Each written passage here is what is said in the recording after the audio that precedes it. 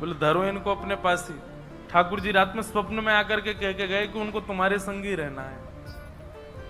हाथ पांव कांपने लगे, नेत्रों से अश्रुधार गिरने लगे सदन कसाई के। मन में विचार करते हुए कहता है कि मैं इतना पापी, इतना गंदा इंसान, और ये ठाकुर जी मुझसे मिलने के लिए मेरे पास चले आए। मैं इनके लिए इतना भी नहीं कर सकता कि ये दूषित काम ना करूं। ज्यादा से ज्यादा क्या होगा, भोजन ही तो नहीं मिलेगा मुझे, धन ही तो नहीं कमाऊंगा, लेकिन इससे बड़ा और धन क्या चाहिए कि ठाकुर जी मेरे से मिलने के लिए व्याकुल हो रहे हैं। उसी समय सदन कसाई ने अपनी दुकान बेच दी, सब काम बंद कर दिए और बस अपने ठाकुर जी के लिए जीवन जीने लगा।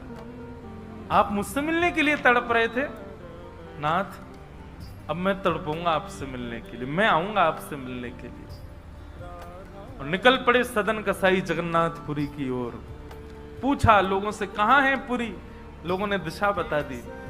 बोले वहीं विराज रहे हैं जगत के नाथ, वहीं विराज रहे हैं साक्षात नंदन नंदन।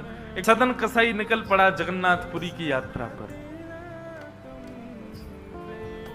बस बार बार उसके मन में एक ही भावना आती है, आप मेरे से मिलने के लिए तड़पे थे, आप मेरे पास रहने के लिए तड़पे थे, मैं आऊंगा आपसे मिलने के लिए। और निकल पड़ा। कीर्तन की टोलियां जा रही हैं, वैष्णव जन नाचते गाते हुए जा रहे हैं। जैसे जैसे वैष्णवों की टोलियां और कीर्तन की टोलियां निकलती हुई देखे सदन कसाई, उसका मन हो कि मैं भी चला जाऊं। तो जो लोग पहचानते थे वो लोग कह देते थे, अरे कसाई है ये। तो सब लोग उसको कहते, भाई तुम हमसे दूर चलो, हमारी टोली में चलोगे, हमारे संग बैठ के खाओगे पियोगे, हम सब अपवित्र हो जाएंगे। जिस मार्ग पर सब लोग चल रहे हैं, सदन कसाई उस मार्ग से उतर करके चल रहे हैं।